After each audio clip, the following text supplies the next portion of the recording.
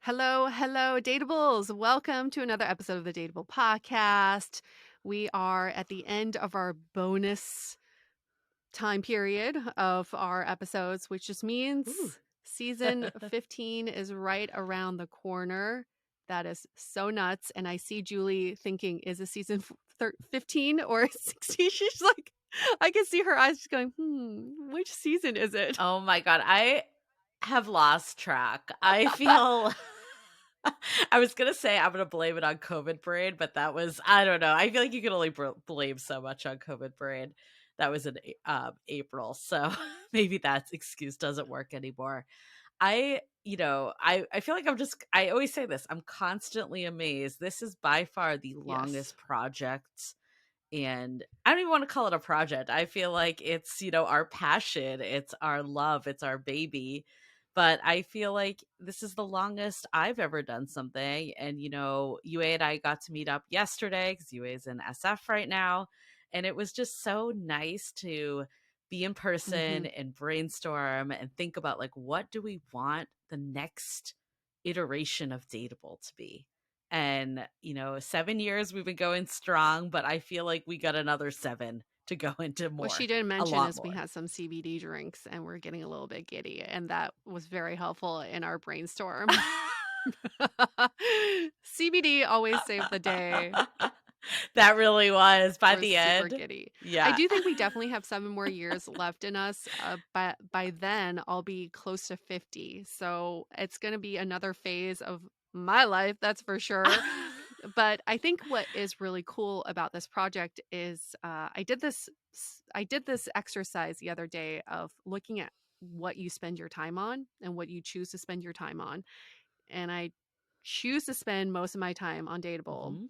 because this is what's on my mind all the fucking time. And whenever we go out and we meet new people, that's all people ever Mhm. want to talk about. They don't care about like what you do for work Oh or my God. where you're from. They're like, you do a dating podcast? Let's dish. I need to tell you about this, and that.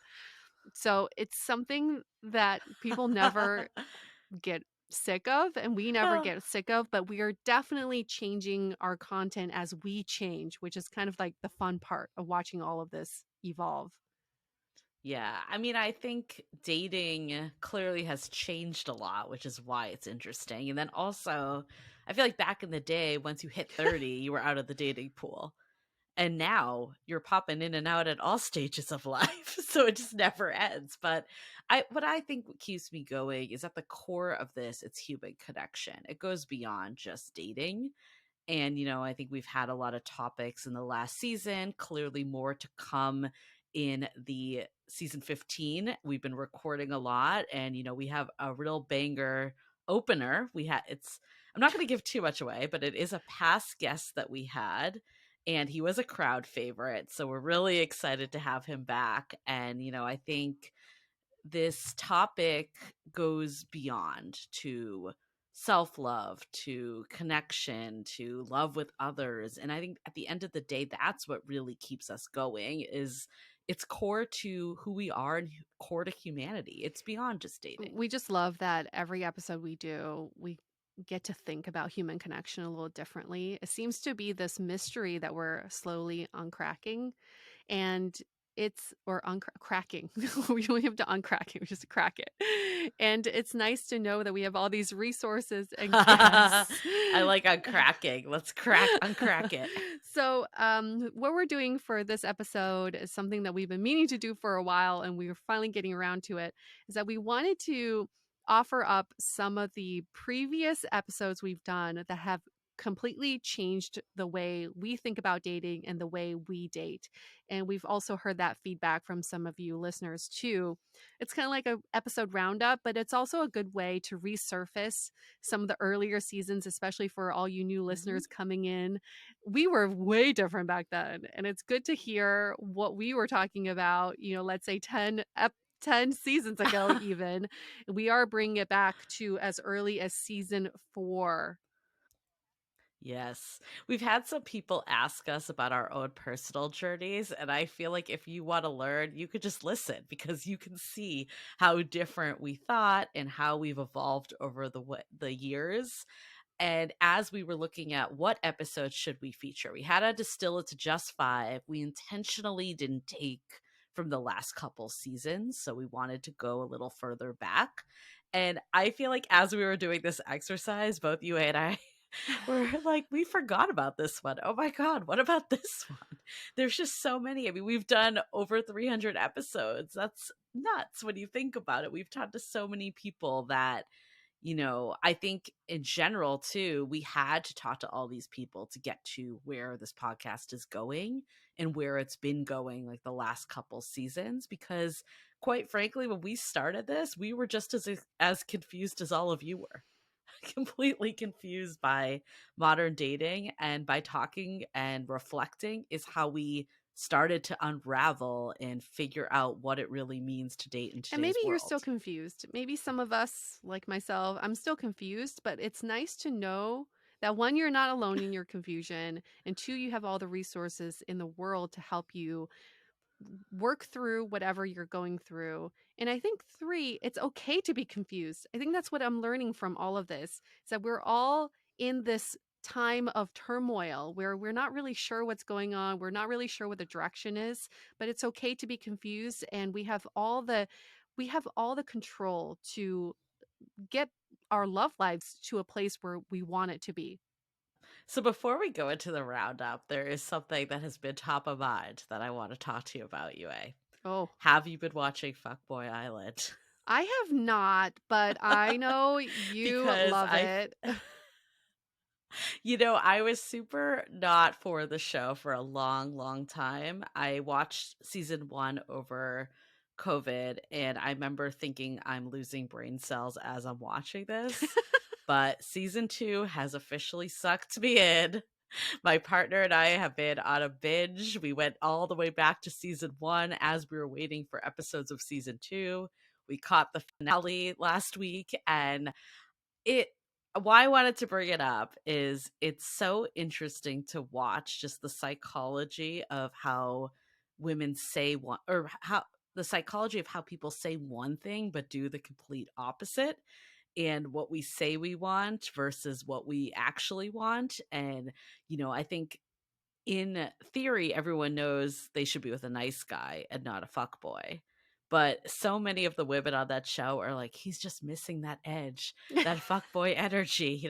So I think, I'm not here to judge. A lot of the people are younger too. I think we've all went through a stage where we were maybe attracted to things that weren't the best for us. But it's very interesting to watch people real time. I know it's reality TV, so there's some scripting and whatnot, but it's interesting to watch them kind of be confused in real time.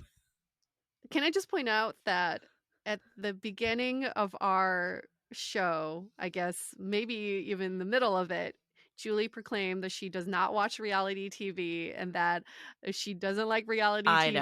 TV, and that only Yue watches reality TV, and have the tables turned. Can you tell my partner that? Well, I guess he'll listen to this because he does not believe me that I never watched this stuff before him. But I think there is something really fun about watching reality TV with a partner or even with a group of girlfriends or guy friends, because other TV shows you need to actually watch and pay attention. Hmm. But this is so ripe for discussion and commentary. So it just makes it a different TV watching experience. And I don't know if I'd be watching as much if I didn't have a partner, because I do think like it's interesting, but I do think some of it is a little, it does kill my brain a little as I'm watching it. So I might not be as open to spending my time doing that, I think, if that makes sense. Well, what I like about reality TV is that they're basically human experiments that you don't need to be part of, but you get to observe Yeah. what's going on.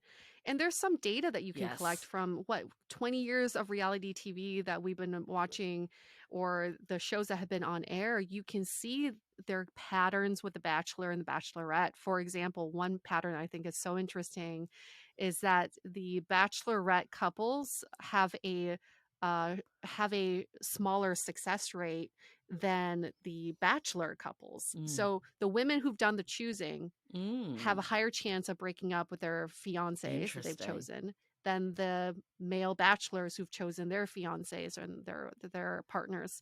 And we can dive so much into that, but there are patterns surfacing that really show you what modern dating is, and it's like a reflection of what we're going through. But it's good because we don't have to be part of the experiment to see the result of it. Yeah, I think Love is Blind, those couples seem to stay together the longest. That's what I've observed from it. But you're right.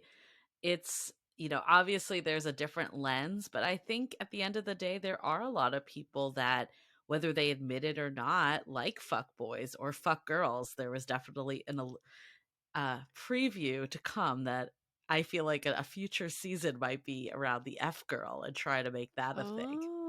Equal Oh. opportunity, right?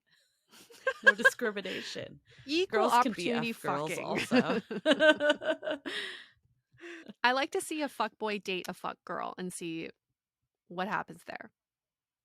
They would just be playing games and never be actually seeing each other. It would just be like a constant roundabout. It's true. It's true. Am I screwing them over? Are they screwing me over? Yeah, it would be a I'm fucking terrible other train people. wreck. Are they also? Yeah, like it just wouldn't. Okay, well, that was my one rant of today. I definitely got sucked into that. For all the other listeners out there that also have got sucked in, let us know. Do you think there should be a F Girl Island? I feel like that should be the next one. I feel like we've dissected Fuckboy Island. Should we get into the episodes that have changed our perspective of love and we feel like are, those hidden gems in the vault that we want to showcase? And for anybody new to our show or have been thinking or heard about this sounding board, that is our premium community where we get to connect more intimately with weekly events, and you get access to us as well. So you can find out more about that at dateablepodcast.com/sounding board.